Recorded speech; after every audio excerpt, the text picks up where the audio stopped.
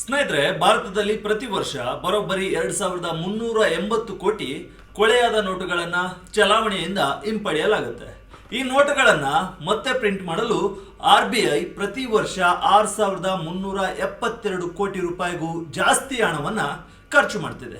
ಹೌದು, ಸಾವಿರಾರು ಕೋಟಿ ರೂಪಾಯಿಗಳ ಈ ನಷ್ಟವನ್ನು ತಡೆಯಲು ಕೊಳೆ, ನೀರು ಮತ್ತು ಅರಿಯುವಿಕೆಯನ್ನು ತಡೆಯಬಲ್ಲ ಹೊಸ ಪ್ಲಾಸ್ಟಿಕ್ ನೋಟುಗಳನ್ನು ಪರಿಚಯಿಸಲು RBI ದೊಡ್ಡ ಸಿದ್ಧತೆಯನ್ನ ನಡೆಸಿದೆ.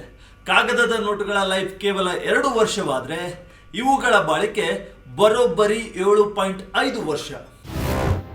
RBIನಿಂದ ಪ್ಲಾಸ್ಟಿಕ್ ನೋಟಿನ ಬಿಗ್ ಪ್ಲಾನ್.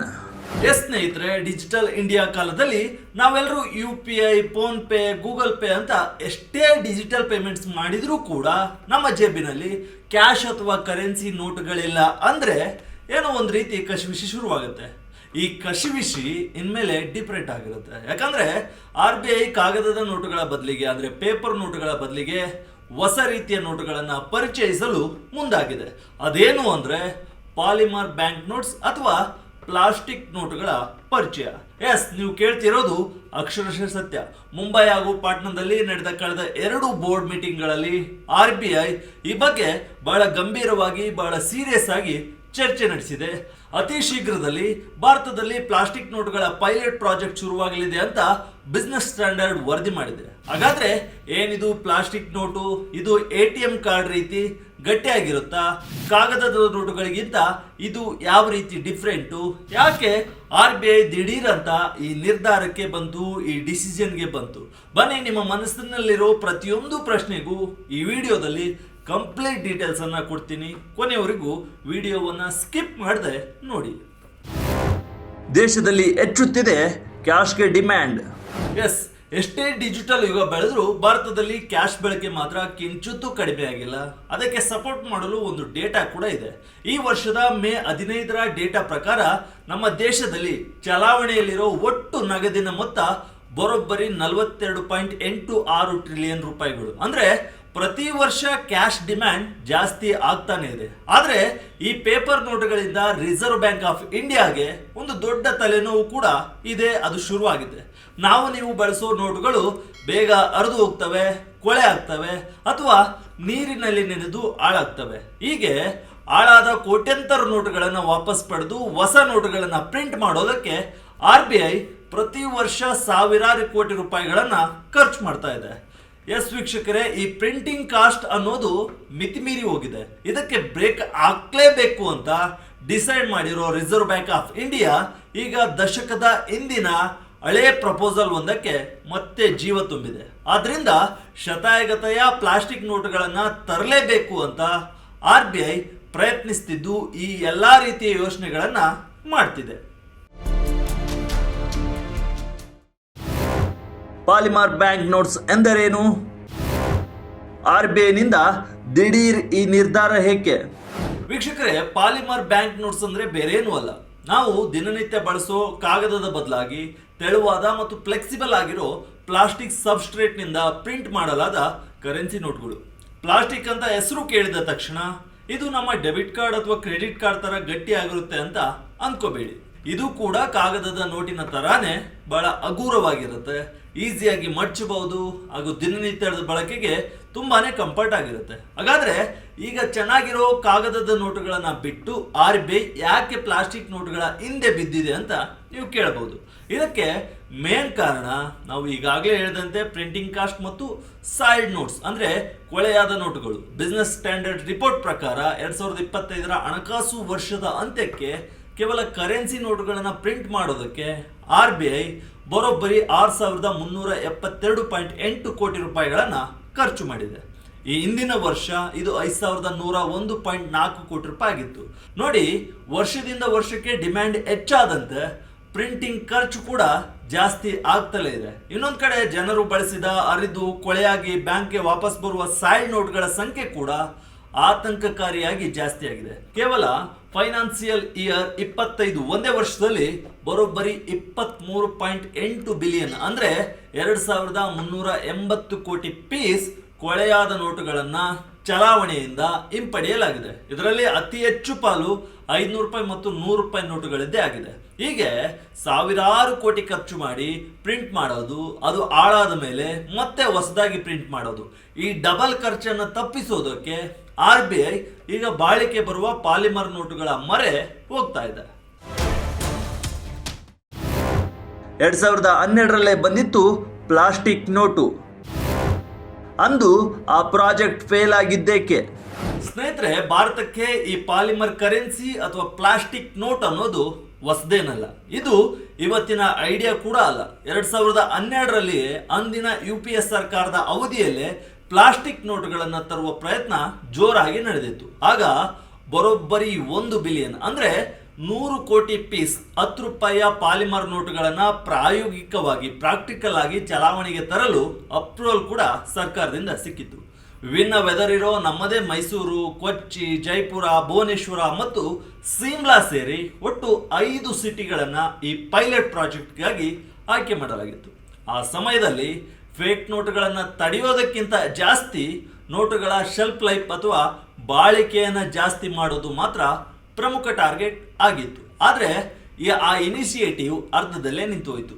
ಯಾಕಂದ್ರೆ ಅದಕ್ಕೆ ಕಾರಣ ಟೆಕ್ನಾಲಜಿ ಮತ್ತು ಆಪರೇಷನಲ್ ಪ್ರಾಬ್ಲಮ್ಸ್. ಆ ಪ್ಲಾಸ್ಟಿಕ್ ನೋಟುಗಳನ್ನು ಹ್ಯಾಂಡಲ್ ಮಾಡೋದು ಕಷ್ಟವಾಗಿತ್ತು. ಜೊತೆಗೆ ನಮ್ಮ ATM ಮಷಿನ್ಗಳು ಆ ನೋಟುಗಳನ್ನು ಸರಿಯಾಗಿ ಐಡೆಂಟಿಫೈ ಮಾಡಿ ಡಿಸ್ಪೆನ್ಸ್ ಮಾಡುವಲ್ಲಿ ವೈಫಲ್ಯವನ್ನು ಅನುಭವಿಸಿದ್ವು, ಫೇಲ್ ಆದವು. ಹೀಗಾಗಿ ಅಂದು ಆ ಪ್ರಾಜೆಕ್ಟನ್ನು ಕೈ ಬಿಡಲಾಗಿತ್ತು. ಆದರೆ ಈಗ ಕಾಲ ಬದಲಾಗಿದೆ, ಟೆಕ್ನಾಲಜಿ ಅಪ್ಡೇಟ್ ಆಗಿದೆ. ಪ್ರಸ್ತುತ ನಮ್ಮ ATMಗಳು ಯಾವುದೇ ಅಡೆತಡೆ ಇಲ್ಲದೆ ಪಾಲಿಮರ್ ನೋಟುಗಳನ್ನು ಪ್ರೋಸೆಸ್ ಮಾಡುವಷ್ಟು ಅಡ್ವಾನ್ಸ್ ಆಗಿವೆ. ಹೀಗಾಗಿ ಆ ಹಳೆ ಟೆಕ್ನಿಕಲ್ ಚಾಲೆಂಜ್ ಈಗ ಇಲ್ಲ ಅಂತ ಸೋರ್ಸ್ಗಳು ಕನ್ಫರ್ಮ್ ಮಾಡಿವೆ. ಅದಕ್ಕಾಗಿ RBI ಪ್ಲಾಸ್ಟಿಕ್ ನೋಟುಗಳನ್ನು ತರಲು ಭರ್ಜರಿ ಸಿದ್ಧತೆಯನ್ನು ನಡೆಸಿದೆ. ಕಾಗದದ ನೋಟು ವರ್ಸಸ್ ಪ್ಲಾಸ್ಟಿಕ್ ನೋಟು, ಯಾವುದು ಬೆಸ್ಟ್? ಡ್ಯೂರೇಬಿಲಿಟಿ ಹೇಗಿದೆ? ಈಗ ಅಸಲಿ ವಿಚಾರಕ್ಕೆ ಬರೋಣ. ಕಾಗದದ ನೋಟುಗಳಿಗಿಂತ ಈ ಪ್ಲಾಸ್ಟಿಕ್ ನೋಟುಗಳು ಯಾವ ರೀತಿ ಬೆಸ್ಟ್ ಅಂತ. ಮೊದಲನೇ ಪಾಯಿಂಟ್ ಬರೋದು ಡ್ಯೂರೇಬಿಲಿಟಿ, ಅಂದ್ರೆ ಬಾಳಿಕೆ. ಕಾಗದದ ನೋಟುಗಳು ಅಥವಾ ಪೇಪರ್ ನೋಟುಗಳು ಬೇಗ ಕೊಳೆ ಆಗ್ತವೆ, ನೀರು ಬಿದ್ದರೆ ನೆನಿತವೆ, ಸ್ವಲ್ಪ ಜಾಸ್ತಿ ಆದರೆ ಅರ್ಧ ಹೋಗ್ತವೆ.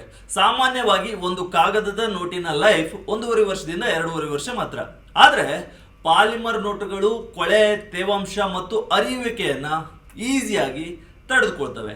ಇವುಗಳ ಲೈಫ್ ಕನಿಷ್ಠ 7.5 ವರ್ಷಗಳು. ಅಂದರೆ ಕಾಗದದ ನೋಟುಗಳಿಗಿಂತ 2.5ರಿಂದ 5 ಪಟ್ಟು ಹೆಚ್ಚು ಕಾಲ ಇವು ಚಲಾವಣೆಯಲ್ಲಿರ್ತವೆ. ಇನ್ನು ಎರಡನೇ ಪಾಯಿಂಟ್ಗೆ ಬಂದರೆ ಸೆಕ್ಯೂರಿಟಿ ಮತ್ತು ಕೌಂಟರ್ ಫಿಟಿಂಗ್, ಅಂದರೆ ಕೋಟಾ ನೋಟುಗಳ ಹಾವಳಿ. ನಾವೆಲ್ಲರೂ ಫೇಕ್ ನೋಟುಗಳ ಹಾವಳಿಯನ್ನು ನೋಡಿದ್ದೇವೆ. ಕಾಗದದ ನೋಟುಗಳಲ್ಲಿ ವಾಟರ್ ಮಾರ್ಕ್, ಸೆಕ್ಯೂರಿಟಿ ಥ್ರೆಡ್ ಬಿಟ್ಟರೆ ಬೇರೆ ದೊಡ್ಡ ಫೀಚರ್ಸ್ಗಳು ಅಂದರೆ ಸೆಕ್ಯೂರಿಟಿ ಫೀಚರ್ಸ್ಗಳು ಇಲ್ಲ. ಆದರೆ ಪ್ಲಾಸ್ಟಿಕ್ ನೋಟುಗಳಲ್ಲಿ ಟ್ರಾನ್ಸ್ಪರೆಂಟ್ ವಿಂಡೋಗಳು ಇರ್ತವೆ, ಮೈಕ್ರೋ ಆಪ್ಟಿಕ್ ಆಲೋಗ್ರಾಮ್ಗಳು ಇರ್ತವೆ, ಮೆಟಲ್ ಫಿಲ್ಮ್ಗಳು ಮತ್ತು ಸ್ಪೆಷಲೈಸ್ಡ್ ಇಂಕ್ಗಳನ್ನು ಅಲ್ಲಿ ಬಳಸ್ಬೋದು. ಇದರಿಂದ ಕೋಟಾ ನೋಟುಗಳನ್ನು ಪ್ರಿಂಟ್ ಮಾಡೋದು ಗ್ಯಾಂಗ್ಗಳಿಗೆ ಅಸಾಧ್ಯದ ಮಾತು. ಇನ್ನು ಮೂರನೇ ಪಾಯಿಂಟ್ ಕಡೆ ಬರೋದಾದ್ರೆ ಹೈಜೀನ್ ಹಾಗೂ ಎನ್ವಿರಾನ್ಮೆಂಟ್. ಕಾಗದದ ನೋಟುಗಳು ಅಥವಾ ಪೇಪರ್ ನೋಟುಗಳು ಬ್ಯಾಕ್ಟೀರಿಯಾ, ಕೊಳೆಯನ್ನು ಬೇಗ ಅಬ್ಸರ್ವ್ ಮಾಡ್ಕೊಳ್ತವೆ.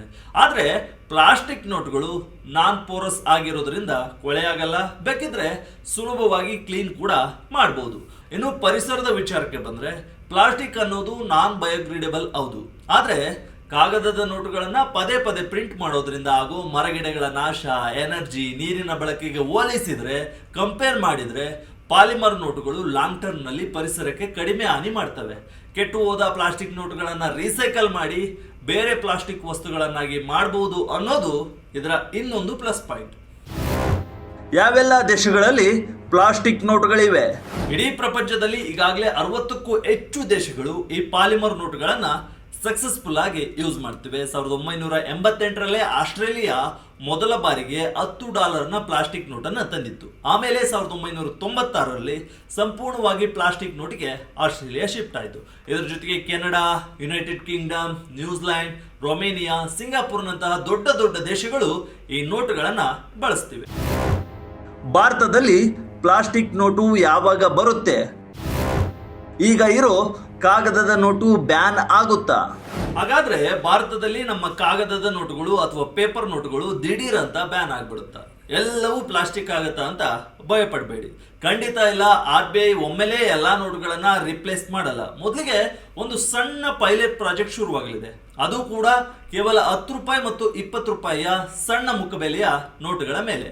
ಯಾಕಂದ್ರೆ ದಿನನಿತ್ಯ ಅತಿ ಜಾಸ್ತಿ ಜನರ ಕೈಯಲ್ಲಿರೋದು, ಬೇಗ ಅರ್ಧ ಆಳೋಗೋದು ಇದೇ 10 ಮತ್ತು 20 ರೂಪಾಯಿ ನೋಟುಗಳೇ. RBI ಕಳೆದ 2 ವರ್ಷಗಳಿಂದ ಈ ಸಣ್ಣ ಮುಖಬೆಲೆಯ ನೋಟುಗಳ ಜಾಗದಲ್ಲಿ ಕಾಯಿನ್ ಬಳಸುವಂತೆ ಜನರಿಗೆ ಪ್ರೋತ್ಸಾಹವನ್ನ ಕೊಡ್ತಾನೆ ಬರ್ತಿದೆ. 2025ರ ಆರ್ಥಿಕ ವರ್ಷದಲ್ಲಿ ಬರೋಬ್ಬರಿ 1.5 ಬಿಲಿಯನ್ ಕಾಯಿನ್ಗಳನ್ನ ಸಪ್ಲೈ ಕೂಡ ಮಾಡಿದೆ. ಅದರಲ್ಲಿ 800 ಮಿಲಿಯನ್ ಕಾಯಿನ್ಗಳು 5 ರೂಪಾಯಿ ಕಾಯಿನ್ಗಳೇ ಆಗಿವೆ. ಆದರೂ ಕೂಡ ಜನರು ಕಾಯಿನ್ಗಿಂತ ನೋಟುಗಳನ್ನೇ ಜಾಸ್ತಿ ಇಷ್ಟಪಡ್ತಾರೆ. ಹೀಗಾಗಿ ಈ 10 ಮತ್ತು 20 ರೂಪಾಯಿ ನೋಟುಗಳನ್ನೇ ಪ್ಲಾಸ್ಟಿಕ್ ರೂಪದಲ್ಲಿ ತರಲು ಸಿದ್ಧತೆಯನ್ನ RBI ನಡೆಸಿದೆ. ಈ ಪೈಲಟ್ ಪ್ರಾಜೆಕ್ಟ್ ಸಕ್ಸಸ್ ಆದ್ರೆ, ಜನರ ಅಕ್ಸೆಪ್ಟೆನ್ಸ್ ಸಿಕ್ಕರೆ ಮಾತ್ರ ಮುಂದಿನ ದಿನಗಳಲ್ಲಿ ದೊಡ್ಡ ನೋಟುಗಳು ಕೂಡ ಪ್ಲಾಸ್ಟಿಕ್ ಆಗಿ ಬದಲಾಗುವ ಸಾಧ್ಯತೆ ಇದೆ. 2024ರಲ್ಲೂ ಇದರ ಬಗ್ಗೆ ಸರ್ಕಾರ ಚರ್ಚೆ ನಡೆಸಿತ್ತು. ಆದರೆ ಈಗ ಅದು ಅಧಿಕೃತವಾಗಿ ಅಖಾಡಕ್ಕೆ ಇಳಿಯುವ ಸ್ಟೇಜ್ಗೆ ಬಂದಿದೆ.